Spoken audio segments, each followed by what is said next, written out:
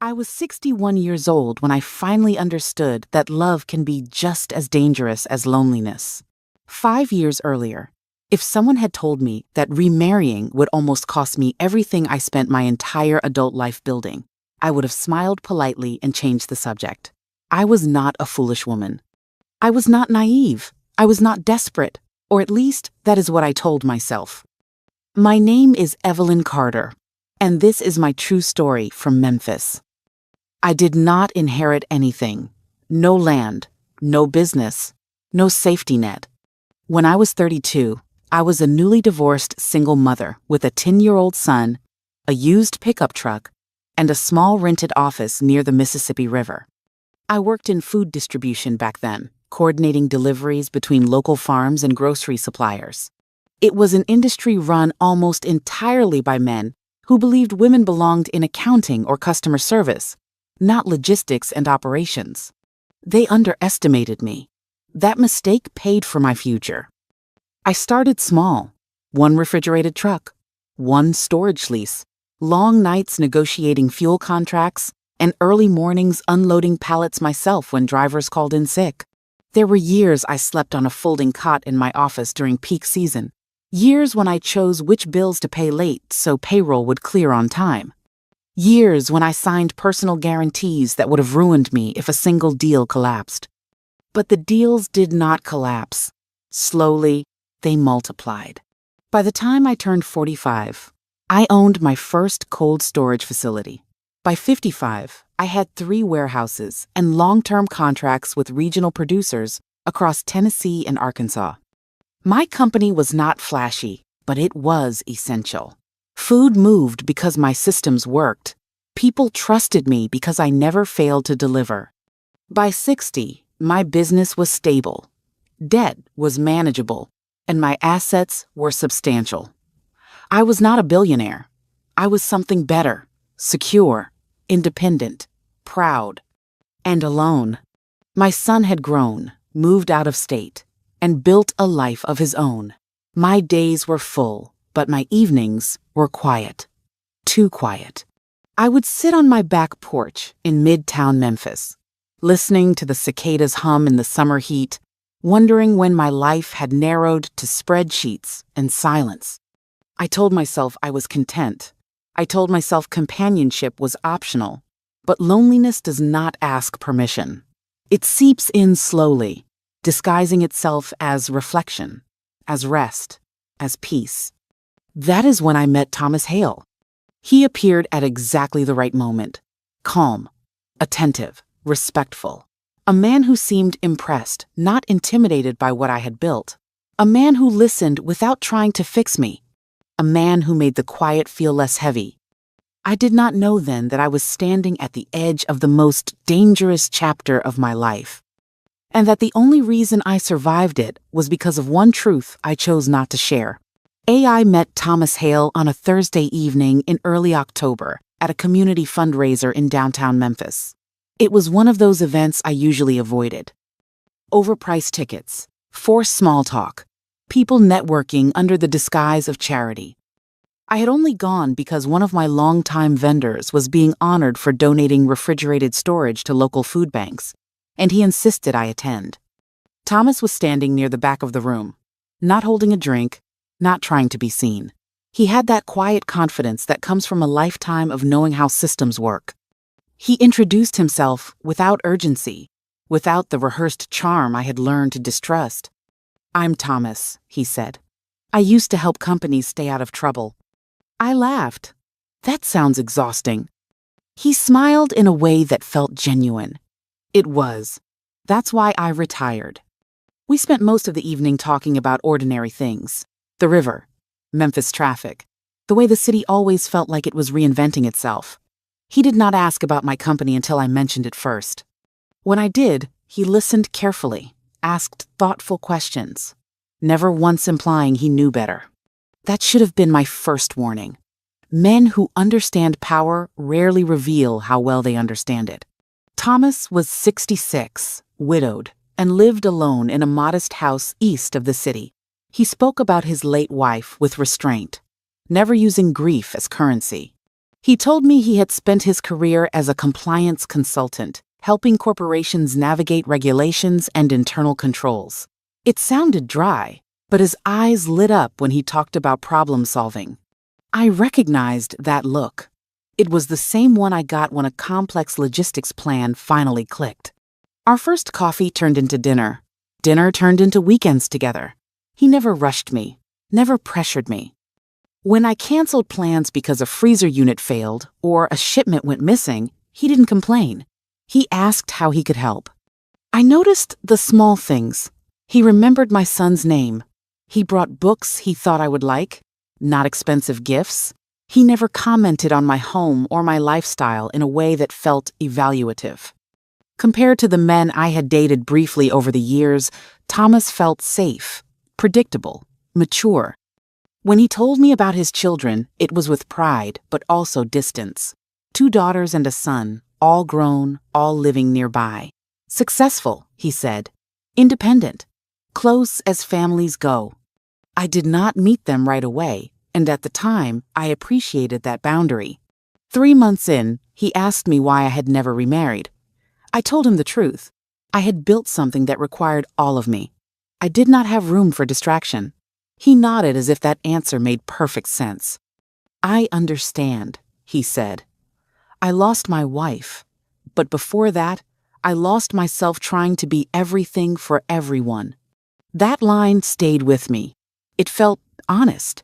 When he proposed the idea of marriage, it was quiet, no grand gesture, no audience, just the 2 of us sitting on my porch, the air heavy with summer heat. I don't need anything from you, he said. I just want to build something together, whatever that looks like. I believed him. Looking back now, I understand how carefully he chose his words, how nothing he said was technically untrue, and how much he left unsaid. Because while I was falling in love with the idea of companionship, Thomas was learning the shape of my life, and he was doing it very, very patiently. When Thomas and I began talking seriously about marriage, I did what I had trained myself to do in every major decision of my adult life. I slowed everything down. Love has a way of demanding speed. Business never does. The first call I made was not to my son or my friends. It was to my attorney, Grace Whitman, a woman who had guided me through acquisitions, lawsuits, and more than one near disaster. She had seen me at my most exhausted and my most decisive. If she hesitated, I paid attention. Evelyn, she said after listening quietly, I'm not saying don't get married. I am saying protect what you built. We drafted a prenuptial agreement that was clear and unambiguous. Everything I owned before the marriage would remain mine. The company, the properties, the land under every warehouse. No exceptions. Thomas reviewed it with his own counsel and signed without argument. He even joked about how romantic lawyers could be. That should have reassured me. Instead, it unsettled me.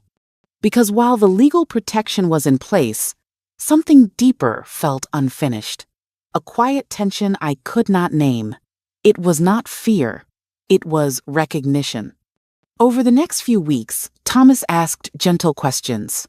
How long the company had been around, whether it had always been under my name, how complicated the ownership structure was. Nothing overt. Nothing alarming, but the pattern was there. When his children came up in conversation, he mentioned they were curious about the business. Proud, he said. Interested.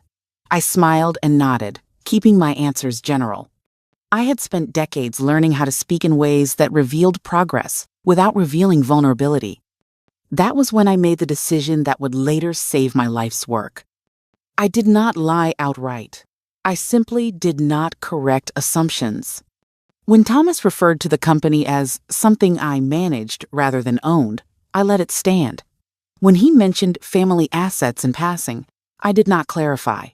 When the subject of property came up, I spoke about it as if it were layered, complicated, spread across trusts and long-standing agreements. I let him believe there were other hands on the wheel. Not because I planned anything, not because I suspected him of wrongdoing, but because something inside me refused to hand over the full map of what I had built. People often misunderstand this part when I tell them my story. They assume secrecy equals distrust, that if I loved him, I should have been transparent. What they fail to understand is that transparency without boundaries is exposure. And exposure is dangerous when you are the one holding value. I had been underestimated before. I had watched men smile while waiting for me to make a mistake. I had survived by knowing when to speak and when to stay silent. Marriage did not erase that instinct.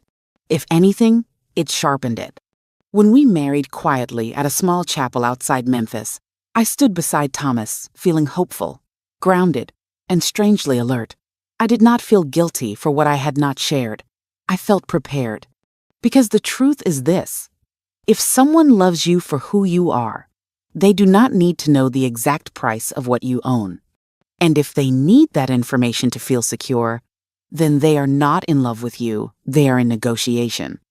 I did not know yet which category Thomas fell into, but I was about to find out. I met Thomas's children for the first time 3 weeks after the wedding.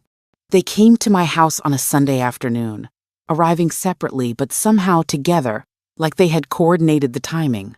All of them were polite, smiling, perfectly appropriate. And yet, from the moment they stepped inside, the air shifted. His eldest daughter, Lauren, was the first to start asking questions. She worked in commercial real estate, she told me, which she said as if it explained everything that followed. She noticed ceiling heights. She commented on zoning. She asked how long the neighborhood had been trending upward. His son, Caleb, worked in financial consulting. He lingered near my office doorway, eyes scanning shelves and file cabinets with professional curiosity. He asked about long-term contracts, risk exposure, how diversified my revenue streams were. The youngest, Marissa, said little at first. She smiled often, nodded, watched. When she did speak, her questions landed softly but precisely. Who handled my legal filings? Whether I had ever thought about succession planning, if the company would remain in the family. I answered carefully, vaguely, always just enough. At first, I told myself they were simply protective, curious, a family trying to understand the woman their father had married. That explanation lasted exactly 1 visit. The questions did not stop. They evolved. Lauren asked whether I had recently updated insurance valuations on the warehouses. Caleb wanted to know if I had ever considered restructuring ownership for tax efficiency. Marissa asked if I had a will. Not gently. Not privately. Right there at the dinner table. Thomas never stopped them. That was what disturbed me most. He would sit back, hands folded, listening as if these were reasonable dinner topics. When I deflected, he smiled and said things like, "They're just trying to look out for us." Or, "Family planning is important at our age." Our age. It was subtle, but the language shifted. Us, ours, family assets, shared future. A few weeks later, Thomas slid a folder across the kitchen counter one morning while I was reviewing shipping reports. "Just routine paperwork," he said casually. "Beneficiary updates. Some authorization forms in case of emergencies."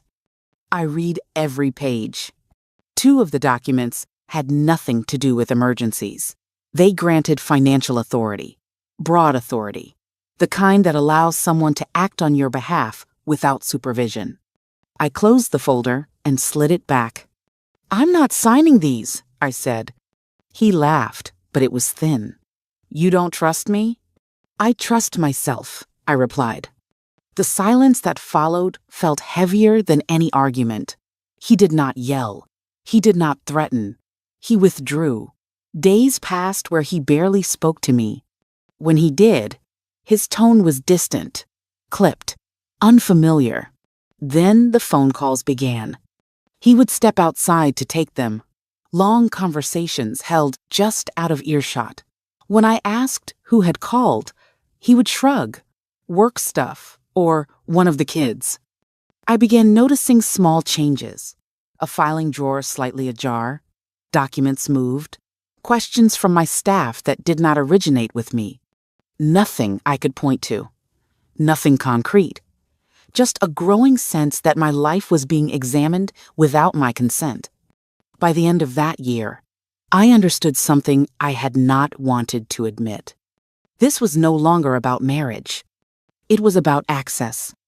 And every instinct I had spent decades trusting was telling me that someone was counting what I owned and deciding how to take it.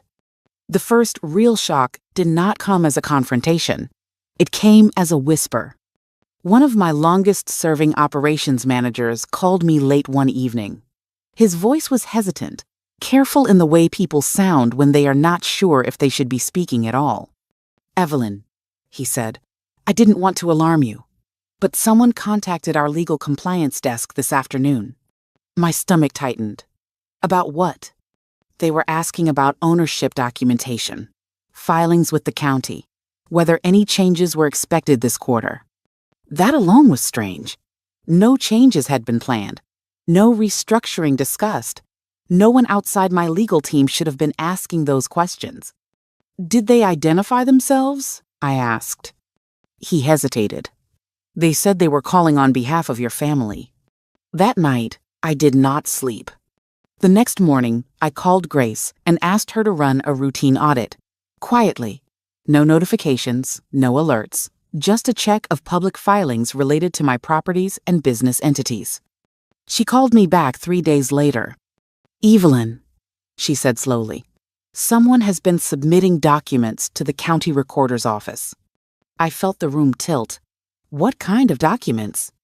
Proposed amendments, transfer drafts, partnership notices.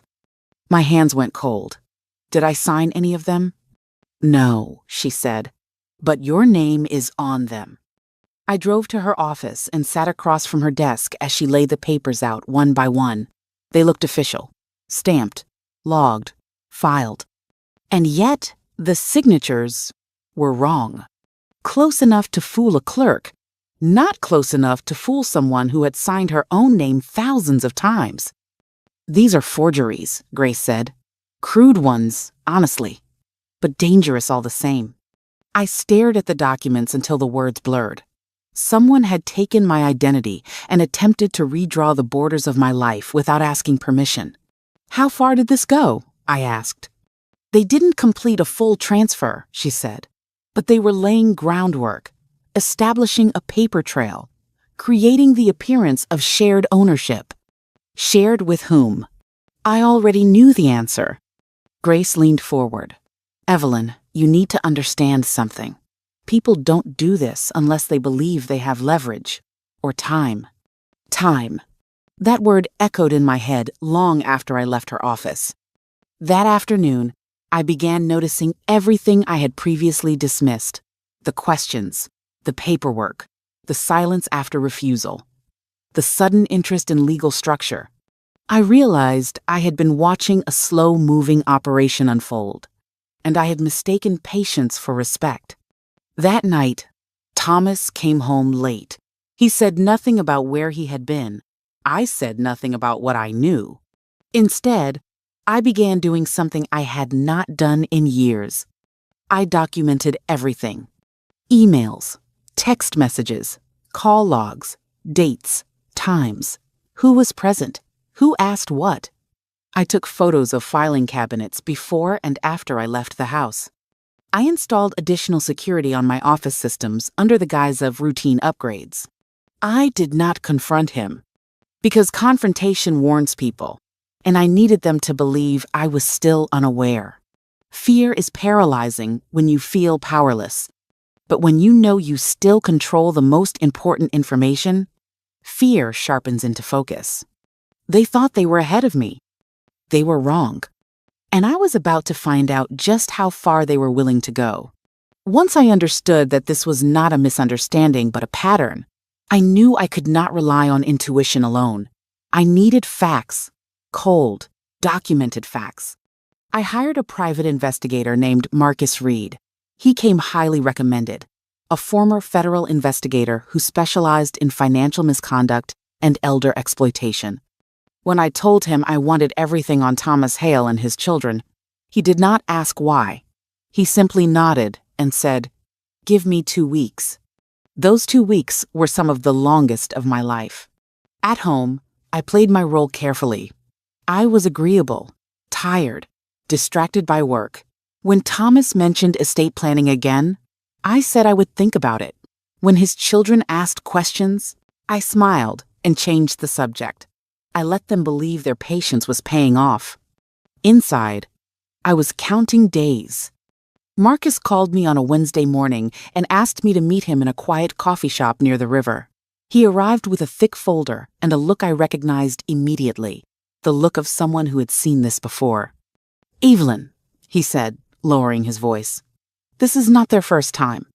Thomas had been married twice before his marriage to me. Both marriages ended in death. His first wife, Linda Hale, died after a prolonged illness. 6 months before her death, she transferred ownership of 2 commercial properties and her retirement accounts entirely into Thomas's name. Medical records showed cognitive decline. Her sister had attempted to contest the transfers, claiming undue influence. The case settled quietly. Thomas kept everything. His second wife, Rebecca Moore, died after a fall at a vacation property in North Carolina. 3 months before her death, she had executed a series of legal documents consolidating assets under Thomas's control. Her adult son filed a civil complaint. It was dismissed after Thomas produced signed authorizations and powers of attorney. Both cases ended the same way. Paperwork won, grief lost. Marcus flipped to another section. Thomas's children were not bystanders. They had been involved in asset management discussions during both marriages. Emails, texts, advisory roles, quiet coordination. Caleb had previously been named in a civil suit involving financial misrepresentation. Lauren had lost a professional license for ethical violations that never made headlines. Marissa had been terminated from 2 firms under non-disclosure agreements. "This is a family operation," Marcus said plainly. "They target women with assets, wait until trust is established, then move fast when vulnerability appears." I felt something break inside me. Not heartbreak, clarity. They were waiting for age to work in their favor. For illness, for fatigue, for grief, for any moment I might loosen my grip. "And you," Marcus continued, "you're the anomaly." I looked up. "Because I'm not sick." "Because you're not isolated," he said. "And because you didn't reveal what you owned." That was the twist they did not anticipate. I walked out of that meeting knowing 2 things with certainty. First, I was not imagining the danger. Second, if I did nothing, I would become the 3rd woman in a pattern that ended the same way every time. But I had something Linda and Rebecca did not: time, awareness, and proof. And now, I was ready to use it. Once you know you are being hunted, you have 2 choices: run or stop being prey. I chose the second. I did not change my routine. I did not confront Thomas. I did not pull away. I did the opposite. I softened. I agreed more. I nodded when his children spoke about the future. I let small suggestions land without resistance. I watched relief spread across their faces as they mistook compliance for surrender. I told Thomas I had been thinking about family, about legacy, about how exhausting it was to carry everything alone. That was when he smiled again, the old smile, the one I had not seen in months. "I'm glad," he said. "You shouldn't have to do this by yourself anymore." Behind that sentence was an assumption that soon I would not be. Over the next 6 weeks, I worked quietly with Grace and Marcus. Every conversation was recorded where legally permitted, every email preserved. We allowed the forged filings to remain untouched, exactly as they were, so intent could not be denied. We tracked who accessed what and when. Then I set the stage. I told Thomas I wanted to host a small family gathering. Nothing formal, just dinner. I said I wanted his children there. I said I was ready to talk openly about the future. He did not question it. He did not slow down. Greed makes people impatient. The night of the dinner, the house was warm with light. Food catered, wine poured, laughter rehearsed. Thomas's children arrived dressed like they were attending a negotiation, not a meal. They were confident. What they did not know was that they were not the only guests. Grace arrived first, blending in easily. Then Marcus. Then two individuals Thomas did not recognize but should have. The sister of his first wife. The son of his second. I watched Thomas's face change when he saw them. The color drained slowly, as if his body understood before his mind did. "What is this?" he asked quietly. I stood at the head of the table, my hands steady, my voice calm. "This," I said, "is a family conversation." Caleb stood up. "This is inappropriate." "So were the forged documents," I replied. The room went silent. I did not raise my voice. I did not accuse emotionally. I laid out facts, dates, filings, emails, patterns. I handed Grace the floor, and she did what she does best. She dismantled lies with paper. When the investigator spoke, no one interrupted him. When the previous victims spoke, no one looked them in the eye. Thomas tried to speak once. Just once. "You misunderstand," he said. "I was protecting my family." I met his gaze. "You were stealing from women you thought would not fight back." The knock on the door came exactly on time. Law enforcement did not rush. They did not shout. They entered with quiet authority, already informed, already prepared. Handcuffs sound louder in silence. As Thomas was led away, he turned back toward me, not with anger, with disbelief. He had not lost because I was stronger. He had lost because I was patient. And I had never stopped owning myself. The house felt impossibly quiet after they were gone. Not peaceful, not relieved, just hollow, like a storm had passed and taken something with it. I stood alone in the kitchen, staring at a half-poured glass of wine, realizing that the life I thought I had rebuilt was never real to begin with. It had been a performance, and now the curtain was down. The investigation moved faster than I expected. Once authorities began pulling records, the pattern was impossible to ignore. The forged filings, the coordinated emails, the timing. What looked like isolated paperwork errors became a deliberate strategy when viewed together. Thomas and his children had not made a mistake. They had followed a plan. Within weeks, formal charges were filed: fraud, forgery, conspiracy, elder exploitation. Thomas tried to fight it. He always had. But this time, paper was not on his side. The same tools he once used to silence grieving families now worked against him. His children turned on each other the moment immunity was mentioned. Cooperation replaced loyalty. Watching it unfold was not satisfying. It was sobering. I testified once, calmly, clearly. I did not embellish. I did not need to. The truth stood on its own. When the verdict came back, I did not cry. I felt something heavier lift. Not anger. Not fear. Confusion. How close I had come to losing everything without ever realizing it. The divorce was finalized quietly. The prenuptial agreement held exactly as written. Thomas left with what he came in with. Nothing more. Legal fees consumed what little remained of his resources. The house emptied quickly. His presence vanished like it had never belonged there. I stayed. The company continued. Contracts renewed. Warehouses ran.